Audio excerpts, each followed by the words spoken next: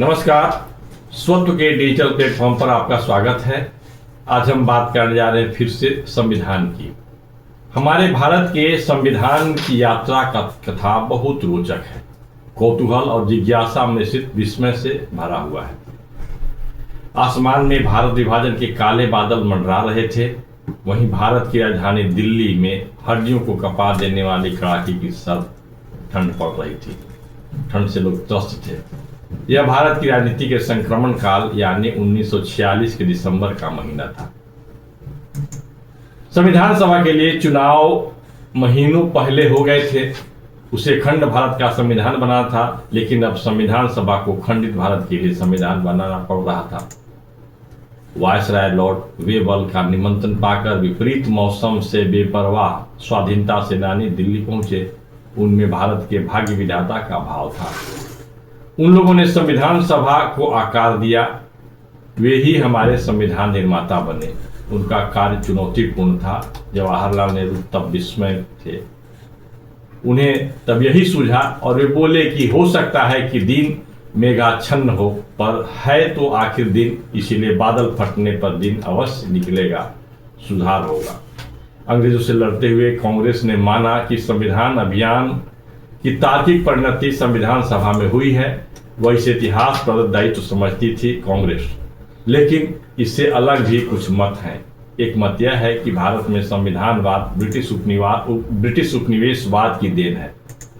अंग्रेजों के उपनिवेशीकरण की प्रक्रिया को धीमा करने के लक्ष्य से इसे बढ़ाया, जिसमें कांग्रेस फंसती चली गई। दूसरा मत यह है कि संविधान की मांग से स्वतंत्रता की राह आसान हुई। उस पर चलने और मंजिल पर पहुंचने में संविधान अभियान सहायक बना। आज एक तीसरा दृष्टिकोण प्रखरता से सामने आया है कि संविधान पर औपनिवेशिक प्रभाव बहुत अधिक है। महात्मा गांधी संविधान की औपनिवेशिक अवधारणा के विरोध में थे, इसीलिए वे कांग्रेस की मांग पर तटस्थ रहते थे। वे स्वराज्य की अपनी मूल अवधारणा को ही समझाने और कांग्रेस के गले उतारने का अपने ढंग से प्रयास करते रहते थे। लेकिन गोलमेज सम्मेलनों की विफलता से कांग्रेस ने निष्कर्ष निकाला कि उसे संविधान की राह पर बढ़ना होगा। ऐसी राजनीतिक परिस्थितियों के नए मोड़ पर महात्मा गांधी ने भी अनुभव किया कि संविधान की राह से आजादी के लक्ष्य की ओर बढ़ना आसान हो सकता है। उन्होंने अपनी अवधारणा बदली। यह बात 1937 की है। 1935 में गवर्नमेंट ऑफ इंडिया एक्ट लाया गया था। महात्मा गांधी ने अनुभव किया कि कांग्रेस मृत प्राय हो गई है। उसमें भविष्य के प्रति उत्साह नहीं दिख रहा है। नेतृत्व में थकान है, निराशा है। इससे कांग्रेस को बचाने के लिए उन्होंने अपनी राह बदली, विचार बदले, रणनीति बदले।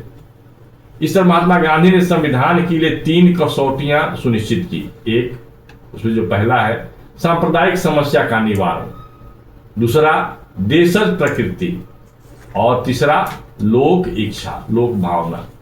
1934 के बाद 1936 में पंडित जवाहरलाल नेहरू ने कांग्रेस के अध्यक्ष के रूप में संविधान सभा की मांग को सुविचारित रूपरेखा दी।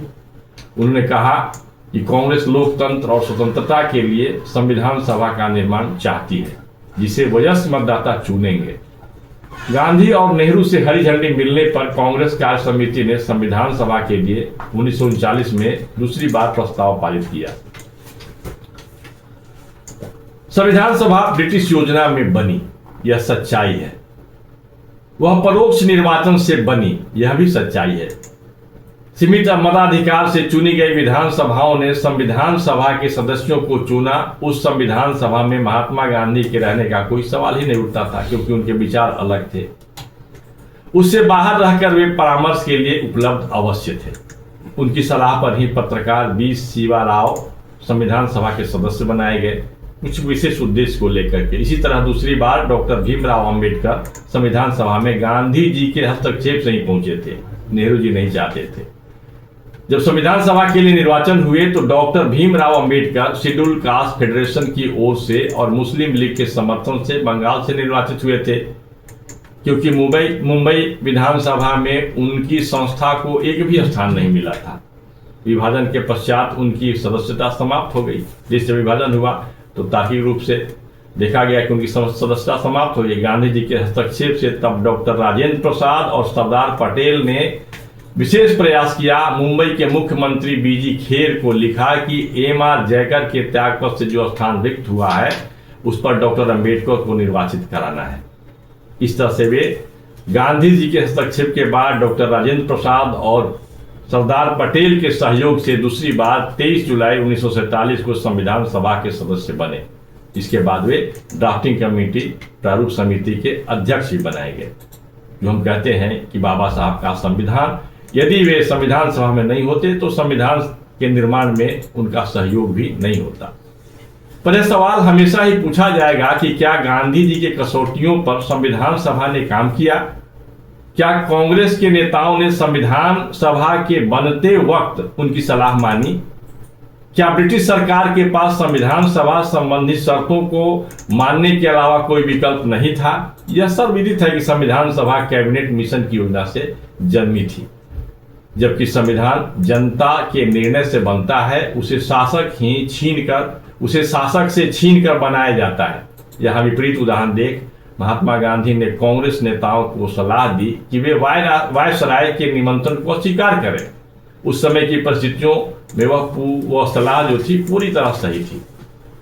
यह बात 3 दिसंबर 1946 की है। महात्मा गांधी नोआखाली में थे। उन्होंने श्री रामपुर में एक नोट लिखा कि यह संविधान सभा तो ब्रिटिश सरकार की बनाई हुई है। यह जिन शर्तों पर बनाई गई है उसमें मुस्लिम लीग, कांग्रेस और देशी रियासतों के प्रतिनिधित्व का शामिल होना जरूरी है।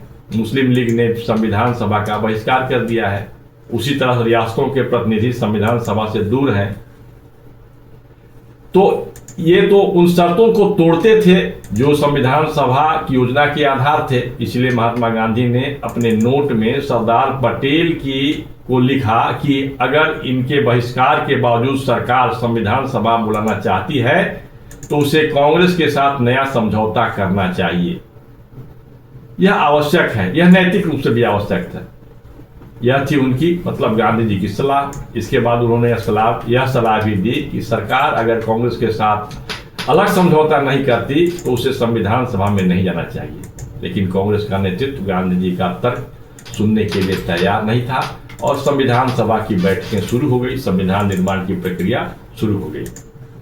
आज हम संविधान की बात करते हैं और गांधी जी का भी नाम लेते हैं कि संविधान पर गांधी जी का प्रभाव है। तो ये जो हकीकत है संविधान सभा निर्माण को लेकर के और गांधी जी के जो उसमें जो विचार थे उनको सामने रखना चाहिए। इस समीक्षा की बात हो सकती है, यह जानना आवश्यक है। आज के वीडियो में बस इतना ही, फिर मिलेंगे। नमस्कार।